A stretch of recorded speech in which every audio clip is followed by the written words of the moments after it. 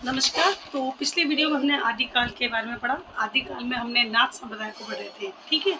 और नाथ संप्रदाय में हमने आपको नौ नाथों के बारे में बताया था, ठीक है, कि नौ नाथ कौन कौन से हैं और इन नौ नाथों को नवनाथ के नाम से जाना जाता है। नवनाथ में जैसे हमने गोरक्ष सिद्धांत के अनुसार और डॉक्टर राम कुमार वर्मा के अनुसार उन सभी के बारे में आपको समझाया था। अब जो हमने आपको नौ नाथ के बताया तो उसके बाद एक देखते हैं कि उसमें लास्ट में नौ नाथों के संदर्भ में क्या बात कही गई है। जैसे आदिनाथ को बाद के संतों ने शिव माना, जो आदिनाथ थे, ठीक है। आदिनाथ, ये जो आदिनाथ थे, इनको क्या किया है, आदिनाथ को बाद के संतों ने शिव माना। आदिनाथ को बाद के संतों ने, बाद के संतों ने, ठीक है, संतों ने क्या माना, शिव माना, ठीक है, शिव माना। अभी हम आदिकाल मान रहे हैं, जो सबसे विवादास्पद काल रहा है, ठीक है, आदिकाल। और इसकी प्रवृत्तियां, इसकी रचनाएं, इसकी रचनाकाल, कृतिकाल, सबके बारे में हम देख रहे हैं, ठीक है। तो आदिकाल को बाद के संतों ने क्या माना, शिव माना, ठीक है। मत्स्येंद्र नाथ का वास्तविक नाम विष्णु शर्मा माना गया था। मत्स्येंद्र नाथ जो थे, मत्स्येंद्र का वास्तविक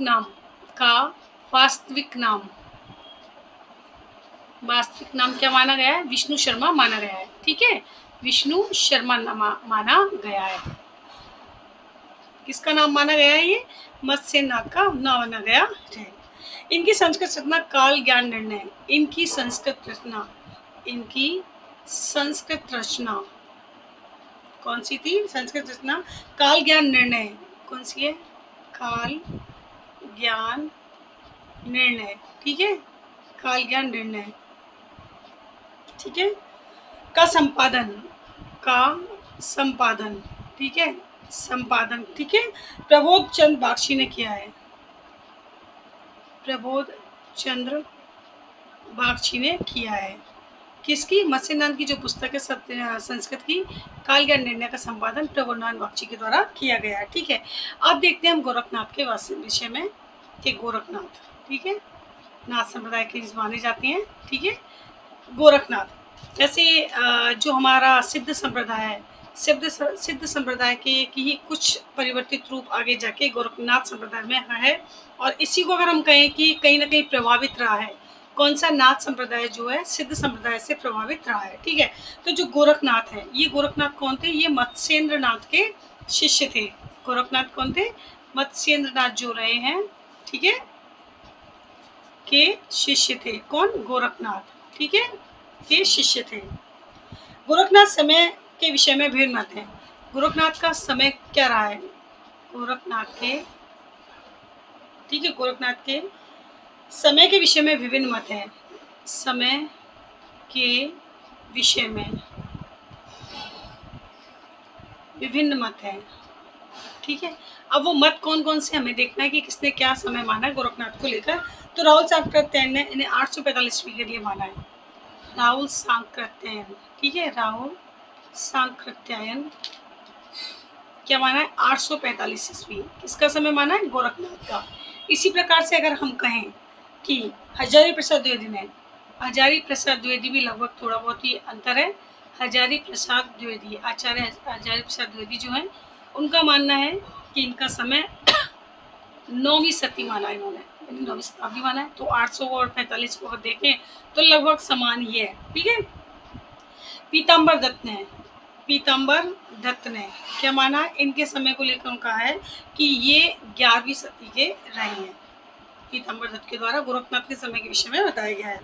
रामचंद्र शुक्ल और राम कुमार वर्मा, रामचंद्र शुक्ल और राम कुमार वर्मा, ठीक है, रामचंद्र शुक्ल और राम कुमार वर्मा ये मानते हैं 13वीं सदी के। तो इनके काल निर्धारण को अगर हम देखें तो समय को बड़ा विवादास्पद रहा है, अलग अलग इनके बारे में बताया गया है, ठीक है।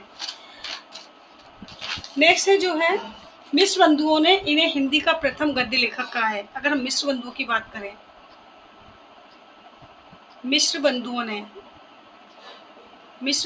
ने इन्हें हिंदी का प्रथम गद्य लेखक कहा है, हिंदी का प्रथम गद्य लेखक माना है, ठीक है।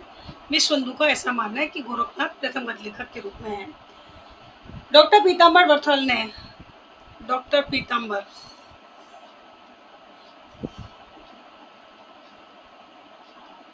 बर्थवाल ने, ठीक है। गोरख के 14 ग्रंथों को प्रामाणिक मानते हैं। गोरख के 14 ग्रंथों को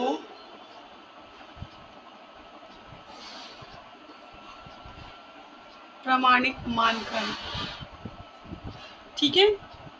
उनका संपादन, उनका संपादन, ठीक है, उनका संपादन गोरखवाणी के नाम से किया।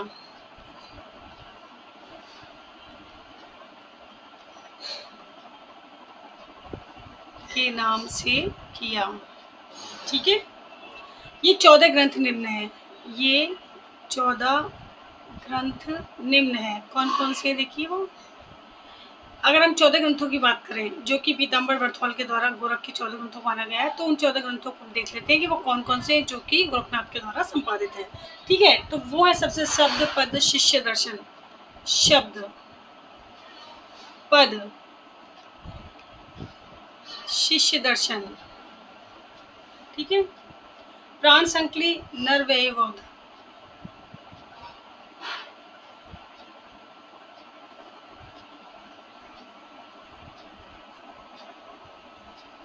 छठा है आत्मबोध अभय मात्रा योग,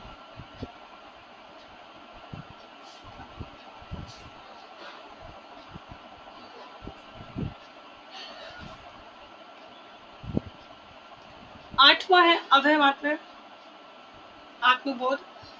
15 तिथि सप्तबार, 15 तिथि ये किसके हैं, ये हैं गोरखनाथ के, ठीक है। सप्तबार, हम 14 ग्रंथों के बारे में बात कर रहे हैं, तो उन 14 ग्रंथों के विषय में हम जानकारी ले रहे हैं कि कौन कौन से वो 14 ग्रंथ हैं। मच्छिंद्र, 11 है गोरखबोध रोमावली, गोरखबोध। 12वां है रोमावली। 13 है ज्ञान तिलक ज्ञान 40, ज्ञान तिलक। और 14वां जो ग्रंथ है इनका है ज्ञान चौतीसा। कौन सा है, ज्ञान। ये सभी ग्रंथ जो हैं डॉक्टर पीताम्बर के उन्होंने माने हैं और इनका संपादन इन्हीं के द्वारा गोरखवाणी के नाम से किया गया है। और 14 ग्रंथों को ये इनके नाम है, ठीक है। इनके संस्कृत भाषा में भी लिखे ग्रंथ हैं, इनके संस्कृत भाषा में भी लिखे ग्रंथ हैं।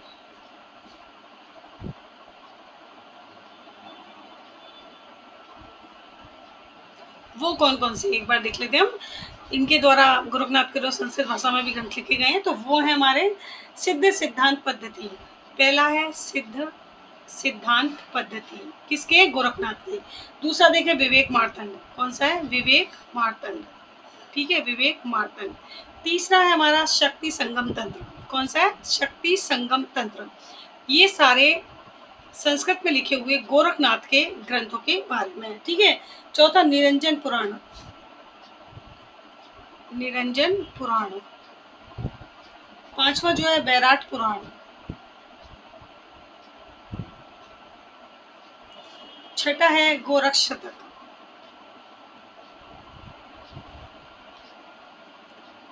सातवां जो योग सिद्धांत पद्धति है।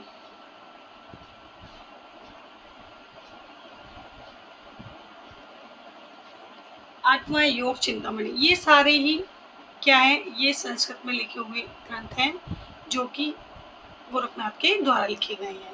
ये सिर्फ इसलिए कि हम एक बार हमें पता चल जाए कि गोरखनाथ एक प्रकांड पांडित्य और बहुत बड़े विद्वान रहे हैं, उनके द्वारा किस तरह से ग्रंथों का निर्माण किया गया है। और इस आदिकाल में अगर हम साहित्य के विषय में देखें, नाथ समुदाय के संदर्भ में देखें, तो इनका अपना एक उत्कृष्ट स्थान है, ठीक है। आचार्य हजार प्रसाद द्विवेदी कहते हैं कि आचार्य हजार प्रसाद द्विवेदी, ठीक है, आचार्य द्विवेदी क्या कहते हैं इसके विषय में। शंकराचार्य के बाद इतना प्रभावशाली और इतना महिमान्वित, शंकराचार्य के बाद, शंकराचार्य के बाद, ठीक है, इतना प्रभावशाली, इतना प्रभावशाली व महिमान्वित, ठीक है, भारतवर्ष में दूसरा नहीं हुआ, भारतवर्ष में दूसरा नहीं हुआ। जब हम इनके ग्रंथों को देखते हैं तो वास्तव में लगता है कि इतने बड़ा विशाल भंडार जिसका साहित्य का है वो कोई एक साधारण नहीं अपितु विलक्षण प्रतिभा के धनी रहे गोरखनाथ। तो इनके विषय में आचार्य हरिहर प्रसाद द्विवेदी कहते हैं कि जो शंकराचार्य हुए इनके बाद अगर किसी का नाम लिया जाता है तो वो गोरखनाथ को ही माना जाएगा। भारतवर्ष के कोने कोने में इनके अनुयायी आज भी पाए जाते हैं। भारतवर्ष के कोने कोने में, ठीक है, भारतवर्ष के कोने कोने में इनके अनुयायी यानी इनके समर्थक जो हैं आज भी पाए जाते हैं।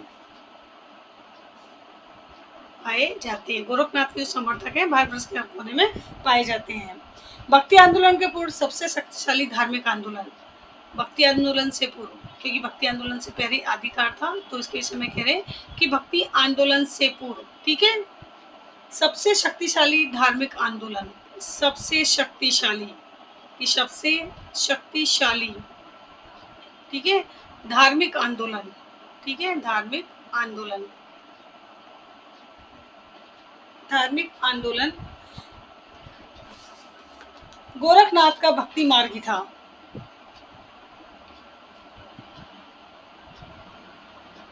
भक्ति मार्ग था। गोरखनाथ अपने युग के सबसे बड़े नेता थे। ये अपने युग के, ये यानी गोरखनाथ अपने युग के सबसे बड़े नेता माने गए हैं।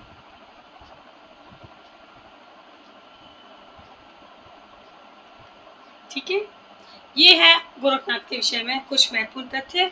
अब हम कुछ अन्य उल्लेखनीय जो कवि और रहे हैं उनके बारे में देख लेते हैं, क्योंकि इनसे संबंधित प्रश्न भी आ जाते हैं तो उनको एक बार दृष्टि डाल लेते हैं कि कौन कौन से। अगर हम पहला बात करें तो चौरंगीनाथ, जो चौरंगीनाथ है, चौरंगीनाथ क्या है, गोरखनाथ के शिष्य थे। किसके शिष्य थे? गोरखनाथ के शिष्य थे।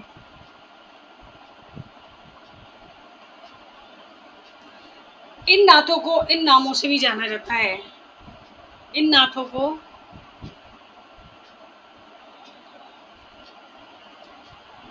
इन नामों से भी जाना जाता है। कौन से नाथ है? जो हमने अभी वर्णन चर्चा की है, बताया है, नामों से भी जाना जाता है। जैसे मत्स्यनाथ है, इन सभी के बारे में। तो इनके कौन कौन से नाथ है? अगर हम सबसे पहले देखें तो मत्स्येंद्र नाथ को देखें। इनके पूछा जा सकता है कि इनका दूसरा नाम क्या है, तो मत्स्यनाथ के बारे में बताएं मीननाथ, मच्छंद्रनाथ। इन्हें मीननाथ, ठीक है, मच्छंद्रनाथ के नाम से भी जाना जाता है। साथ ही चौथे बोधिसत्व अवलोकितेश्वर के नाम से, चौथे बोधिसत्व, ठीक है, चौथे बोधिसत्व जो है अवलोकितेश्वर, अब ठीक है, मत्स्यनाथ का। अगर जलंधर नाथ के तो क्या है? जलंधर नाथ, वो किस नाम से आता है? बालनाथ के। तो बालनाथ के संदर्भ में एक महत्वपूर्ण तथ्य आपको बता देती हूँ कि जो हमारे जलंधर नाथ है, जालंधर नाथ, जैसा कि हमने बताया कि पंजाब प्रांत में चले गए थे और बाद में ऐसा माना जाए कि जो पंजाब का जलंधर शहर है वो इन्हीं के नाम से है। तो जो बालनाथ का टीला है वो इन्हीं के नाम से जाना जाता है, बालनाथ का टीला, ठीक है। और ये कहाँ पर स्थित है? अगर हम देखें तो ये जलंधर में स्थित है, ठीक है। बालनाथ के टीले से संबंधित प्रश्न पूछ चुका है तो आपको ध्यान रखना है कि जलंधर में है। साथ ही क्या है? नाथ संप्रदाय का प्रतीक है। क्या है? नाथ संप्रदाय का प्रतीक है बालनाथ, और बालनाथ से ही बालनाथ का टीला है जो कि जलंधर में है, और जलंधर ही इनके नाम से शहर बना हुआ है, ठीक है। ये हो गया जलंधर के बारे में। तो बालनाथ के विषय में पूछा, बालनाथ किसका उपनाम है, किसका है, तो आपको ध्यान रखना है कि जलंधर नाथ का बालनाथ से भी जाना जाता है। नागार्जुन को रसायनी, ये जो नागार्जुन है इन्हें रसायनी के नाम से जाना जाता है। नेक्स्ट जो है चौरंगीनाथ, इन्हें पूरन भगत के नाम से जानते हैं। चौरंगीनाथ जो कि गोरखनाथ के शिष्य, इन्हें पूरन भगत के नाम से भी जाना जाता है, ठीक है। ये जो हमारे नागार्जुन हैं, ठीक है, नागार्जुन हुए, गोरखनाथ हुए, चरपट हुए, मैं लिख देती हूँ नागार्जुन, नेक्स्ट पॉइंट पे लिखती हूँ, यहाँ जगह नहीं है, ठीक है। नागार्जुन है हमारे, ठीक है, और हमारे हैं गोरखनाथ, चरपट और जलंधर। अगर मैं बात करूँ नागार्जुन, ठीक है, नागार्जुन है, गोरखनाथ है, चरपट है और जलंधर, ये सभी, ये चारों क्या है? जलंधर। इनका नाम नाथ और सिद्ध दोनों में गिनाता है, ठीक है। का नाम क्या है? नाथ संप्रदाय। नाथ सिद्ध संप्रदाय में, सिद्ध संप्रदाय दोनों में गिना जाता है। ठीक है, दोनों में गिना जाता है। तो आपको याद रखना है कि जो नागार्जुन है, गोरखनाथ है, चरपट है, जालंधर नाथ का नाथ और सिद्ध संप्रदाय दोनों के अंतर्गत का नाम को आता है। अब हम देखते हैं जैन साहित्य क्या है। जैन साहित्य, जैसे हमने नाथ संप्रदाय पढ़ा, सिद्ध संप्रदाय पढ़ा, इसी प्रकार से जैन साहित्य के बारे में रख लेते हैं कि जैन साहित्य का आदिकाल में क्या योगदान रहा है। जो जैन साहित्य उसने किस प्रकार अपने साहित्य के माध्यम से जन जन के मानस में किस प्रकार की अवधारणा को विकसित किया। तो देखते हैं कि जैन साहित्य, सिद्धों का प्रभाव भारत के पूर्वी भागों में अधिक था। अगर हम कहें कि सिद्धों का प्रभाव, सिद्ध साहित्य जो है, सिद्धों का प्रभाव कहाँ था? भारत के पूर्वी भाग में, भारत के पूर्वी भाग में अधिक रहा। भारत के पूर्वी भागों में अधिक रहा। पूछा जा सकता है कि सिद्धों का प्रभाव भारत के किस भाग में अधिक रहा? तो वो पूर्वी भागों में अधिक रहा। ठीक है, अधिक रहा। इसी प्रकार नाथों का पश्चिमी भाग में, नाथों का कहाँ रहता है? नाथों का पश्चिमी भाग में, पश्चिमी, ये जो पश्चिमी है हमारा, पश्चिमी भाग कौन सा है? राजपूताना पंजाब। ठीक है, पश्चिमी भाग में अंतर्गत क्या आता है? हमारा आता है राजपूताना और पंजाब। तो इस जगह क्या है? हमारा क्या रहा है कि नाथों का प्रभाव रहा। ठीक है, अब अगर हम बात करें जैन साहित्य की, तो जैनों ने अपना अधिकांश काव्य, जैनों ने अपना अधिकांश काव्य, ठीक है, अपना अधिकांश काव्य कहाँ पे लिखा है इसके बारे में देख रहे हैं। अधिकांश काव्य जो है, ठीक है, राजस्थान, गुजरात और दक्षिण में लिखा। राजस्थान, गुजरात व दक्षिण में लिखा।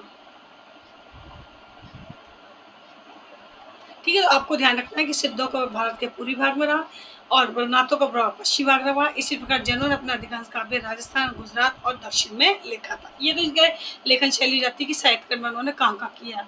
अब देखते हैं जैन साहित्य के बारे में। तो जैन साहित्य क्या है? दो तरह का है। हम देखिए जैन साहित्य, जैन साहित्य क्या है? दो तरह का है, दो तरह का है। ठीक है, पहला अगर हम ट्राई करें तो प्राय, ठीक है, प्राय दोहा में रचित मुक्तक क्या है? दोहा में रचित, दोहा में रचित मुक्तक काव्य है। ठीक है, मुक्तक काव्य इनकी विशेषता रही है। मुक्तक काव्य में सिद्धों नाथों की तरह,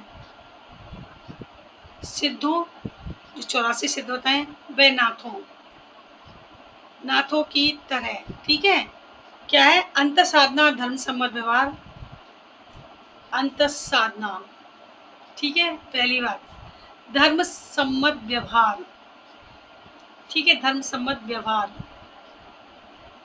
तीसरा है व आचरण, व आचरण क्या रहा है? जैनियों की मुख्य विशेषता, उपदेश नीति आदि का मंडन, उपदेश नीति आदि का मंडन। मंडन क्या होता है? मंडन होता है स्थापना, यानी उन्होंने अपने साहित्य के माध्यम से क्या किया, जैसे नाथ और सिद्ध संप्रदाय ने किया कि अंत साधना पर धर्म सम्मत व्यवहार व आचरण, यानी समाज में नैतिक मूल्यों की स्थापना जैन साहित्य की प्रमुख विशेषता रही है। लेकिन इसके साथ ही क्या रहा है कि जो कर्मकांड है, ठीक है, क्या है? कर्मकांड, कर्मकांड व वर्ण व्यवस्था, ठीक है, वर्ण व्यवस्था आदि का क्या किया? उन्होंने खंडन किया है। क्या किया है? खंडन किया है। तो क्या कह रहे हैं कि जो दोहा में, देखो जैन साहित्य पहला आपको क्या रखना है कि दोहा में रचित है वो कौन सा है? मुक्तक काव्य। दो तरह के बता रहे हैं। तो पहला हम ये बता रहे हैं कि जो ये जैन साहित्य दोहा में है, रचित है दो छंद में, और वो क्या है? मुक्तक काव्य। और उसमें क्या विशेषता बताई गई है कि मुक्तक काव्य में जैसे सिद्ध और नाथों ने किया था कि अंत साधना, धर्म सम्मत व्यवहार, आचरण, उपदेश नीति, इन सभी का मंडन यानी इसकी स्थापना करने की कोशिश की है। वैसे ही जैन साहित्य ने भी अपने में किया है। साथ ही जो कर्मकांड होते हैं, यानी धर्म से संबंधित धार्मिक कर्मकांड जो होते हैं और जो वर्ण व्यवस्था है, उन सभी का जैन साहित्य में क्या किया गया? खंडन किया है। खंडन क्या है? इनको बिल्कुल मना किया गया है कि इस तरह का व्यवहार, इस तरह का आचरण समाज में नहीं होना चाहिए। पौराणिक जैन साधकों की प्रेरणादायी जीवन कथा, अगर हम दूसरी बात करें, हमने कहा जैन साहित्य दो तरह का, तो एक तो हो गया दोहा मुक्तक खंड काव्य, और दूसरे की अगर हम बात करते हैं तो पौराणिक जैन साधनों की, पौराणिक जैन साधकों की, ठीक है, प्रेरणादायी जीवन कथा, प्रेरणादायी जीवन कथा, ठीक है, प्रेरणादायी जीवन कथा या लोक प्रचलित हिंदू कथाओं को आधार बनाकर, या लोक प्रचलित हिंदू कथाओं को आधार बनाकर,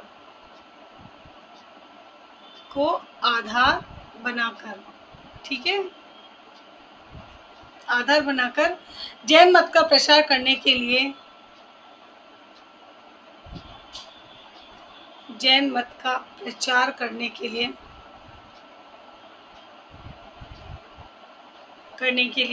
चरित काव्य लिखे गए। कौन से काव्य? चरित काव्य। जैसे पहले कुदुआ में मुक्तक काव्य लिखे गए, तो दूसरा प्रकार का उनका चरित काव्य लिखे गए।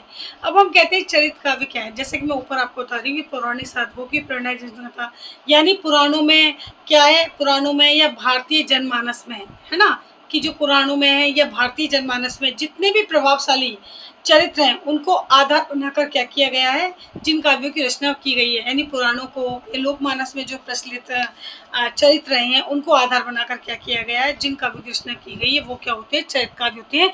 इनसे क्या होता है कि समाज में नैतिक मूल्यों की स्थापना होती है। तो पहला हमारा मुक्तक काव्य होता है, दूसरा हमारा चरित्र काव्य। तो हमने आपको बताया कि जो जैन हमारे पास जो जैन साहित्य है वो दो तरह का, पहला होता है मुक्तक काव्य, दूसरा चरित्र काव्य, ठीक है। इसी क्रम में क्या है कि स्वयंभू, हमारे जो स्वयंभू है, ठीक है, पुष्यदंत धनपाल, कौन है स्वयंभू? पुष्यदंत धनपाल, ठीक है, धनपाल, जिनदत्त सूरी,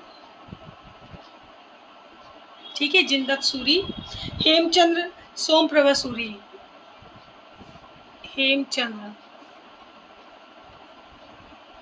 सोमप्रभा सूरी, ठीक है, सोमप्रभा सूरी, जैनाचार्य मेरुतंग, जैनाचार्य जो रहे हमारे कौन से, मेरुतंग, ये सभी क्या हैं, ये सभी क्या हैं, जैन कवि थे।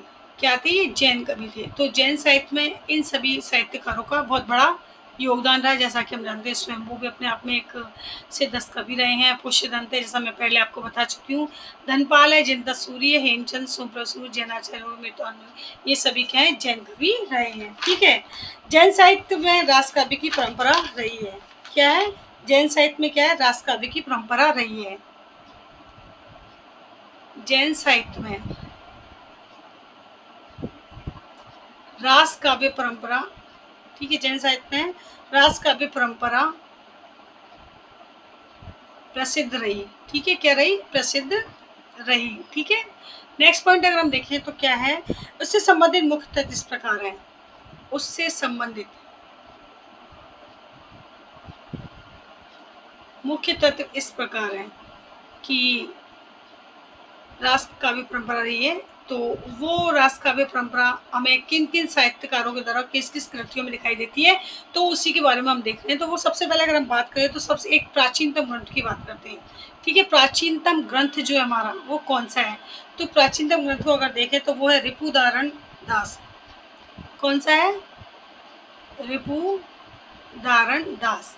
ये जो है सबसे प्राचीन ग्रंथ माना गया है, संस्कृत भाषा में लिखा हुआ है। किसमें लिखा हुआ है? संस्कृत भाषा में। एग्जाम में आ सकता है कि सबसे प्राचीन ग्रंथ कौन सा है, तो आपको याद रखना रिपुदारण दास है, और किस में लिखा हुआ है? संस्कृत भाषा में लिखा हुआ है, और ये क्या है? रास ग्रंथ है। क्या है इसको अगर हम कहें तो रास ग्रंथ है ये, ठीक है। कौन सा ग्रंथ है? रास ग्रंथ। तो जैसा कि मैं आपको बता रही हूँ जैन साहित्य में रास काव्य परंपरा प्रसिद्ध रही है, तो उसी रास परंपरा के बारे में कुछ तथ्यों को आपको बता रही हूँ, तत्वों को बता रही हूँ। तो जो हमारा प्राचीनतम ग्रंथ है रिपुदारण दास, वो संस्कृत में और एक रास ग्रंथ है, ठीक है। अब इसी के संबंध में अगर दूसरी बात करें तो सबसे पहले समय इसका देख लेते हैं। समय जो है, तो डॉक्टर दशरथ ओझा ने 905 ईस्वी माना है समय, डॉक्टर दशरथ ओझा ने रिपुदारण दास का समय क्या हो जाना है, कितना माना है? 905 ईस्वी माना है। किसका? संस्कृत काव्य का जो प्राचीन काव्य ईस्वी माना है, ठीक है। ये है सबसे प्राचीनतम ग्रंथ। अब अगर हम देखें इसके बाद, तो अपभ्रंश में प्रथम क्या था? अपभ्रंश बहुत ही सरल भाषा रही थी। अपभ्रंश में प्रथम, अपभ्रंश में प्रथम कौन सा काव्य आता है तो उसको देख लेते हैं। वो है उपदेश रसायन रास। उपदेश रसायन रास, ये जो ग्रंथ है हमारा, ये क्या है, अपभ्रंश भाषा में है और इस किसके द्वारा लिखा गया है, जिनदत्त सूरी के द्वारा। ठीक है, अपभ्रंश में प्रथम ग्रंथ अगर कोई माना जाता है जैन साहित्य के अंतर्गत तो वो है हमारा उपदेश रसायन रास। ठीक है, नेक्स्ट देखें, हिंदी में प्रथम, और हिंदी में कौन सा, जैसे संस्कृत में हो गया, अपभ्रंश में हो गया, तो हिंदी में प्रथम काव्य कौन सा है? हिंदी में प्रथम जो है ग्रंथ जो है वो क्या है, कौन सा है, तो वो है हमारा भरतेश्वर बाहुबली रास। भरतेश्वर बाहुबली रास, ये क्या है, ये हमारा हिंदी में सबसे पहला ग्रंथ है और इसकी रचना करने वाले कौन है, शालिभद्र सूरी। कौन है, शालिभद्र सूरी। किसने किया है, सुने, और सबसे प्रथम ग्रंथ जो हिंदी में मानता वो है, अपभ्रंश में जो माना जाता है वो ये है। ठीक है, अपभ्रंश मानता वो ये है। ठीक है, अगर हम नेक्स्ट देखते हैं, प्रथम धर्मेत्तर रास, अगर हम प्रथम धर्मेत्तर की रास बात करें, प्रथम धर्मेत्तर रास, ठीक है, धर्म इतर यानी धर्म इतर, ये इसका तो यानी धर्म से भिन्न, इतर का मतलब क्या होता है, भिन्न, तो धर्म से भिन्न रास का भी कौन सा माना जाता है प्रथम, तो वो उसकी बात करें तो वो है हमारा संदेश राशक। कौन सा है, संदेश राशक, इसे क्या माना जाता है, धर्मेत्तर ग्रंथ माना जाता है यानी रास ग्रंथ माना जाता है और ये लिखा है अब्दुल रहमान ने, अब्दुल रहमान ने, इसका जिक्र पहले भी हो चुका है, ध्यान रखना आपको। और अब्दुल रहमान को क्या किस नाम से आता है, अब्द रहमान से, अध्यमान के नाम से भी इनको जाना जाता है। ठीक है, अध्यमान के नाम से इनको जाना जाता है। हिंदी का प्रथम ऐतिहासिक रास, अब हम देखते हैं हिंदी में प्रथम ग्रंथ और हिंदी में प्रथम ऐतिहासिक रास। हिंदी में प्रथम, एक तो प्रथम ग्रंथ है और हिंदी में प्रथम ऐतिहासिक रास, दोनों अलग अलग है तो आपको दोनों के बारे में ध्यान रखना है। तो हिंदी में प्रथम ऐतिहासिक रास कौन सा है, तो वो है हमारा पंच पांडव चरित काव्य। ठीक है, पंच पांडव चरित काव्य, ये क्या है, हिंदी में प्रथम ऐतिहासिक क्यों बना गया, पांडवों से आधारित है इसलिए इसको ऐतिहासिक ग्रंथ के रूप में माना गया, वो भी कौन सा है, रास ग्रंथ के रूप में माना जाता है। ठीक है, और इसका निर्माण, इसका बनाया था, इसका रचयिता कौन है, शालिभद्र सूरी। किसे माना है, शालिभद्र सूरी को इसका रचयिता माना गया है, शालिभद्र सूरी। ठीक है, शालिभद्र सूरी द्वितीय को इसका रचयिता माना गया और इसका समय 1350 ईस्वी माना गया है।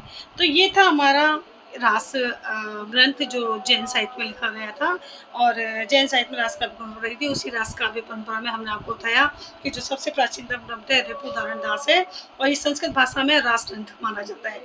दूसरे की अगर हम बात करें तो यहाँ पे अपभ्रंश में प्रथम कौन सा है, उपदेश रसायन रास है। ठीक है, और हिंदी में अगर प्रथम ग्रंथ की बात करते हैं तो वो है आपका बाहुबली रास जो शालिभद्र सूरी के द्वारा लिखा गया है। इसके साथ ही प्रथम धर्मेत्तर रास, कुछ तो धर्म से प्रभावित है लेकिन जो प्रथम धर्मेत्तर यानी धर्म से भिन्न, धर्म से हटकर जो ग्रंथ है वो है संदेश राशक जो कि अब्दुल रहमान के द्वारा लिखा गया है, इन्हें अध्यमान के नाम से भी जाना जाता है। साथ ही जहाँ हिंदी में प्रथम ग्रंथ है तो दूसरा हमारा क्या है, हिंदी में प्रथम ऐतिहासिक रास ग्रंथ अगर पूछ लिया जाता है तो वो है हमारा पंच पांडव चरित काव्य जो शालिभद्र सूरी के द्वारा रचित है। ठीक है, तो ये थे हमारे जैन साहित्य के बारे में थोड़ी जानकारी। ओके, आई होप आपको अच्छे समझ में आया होगा।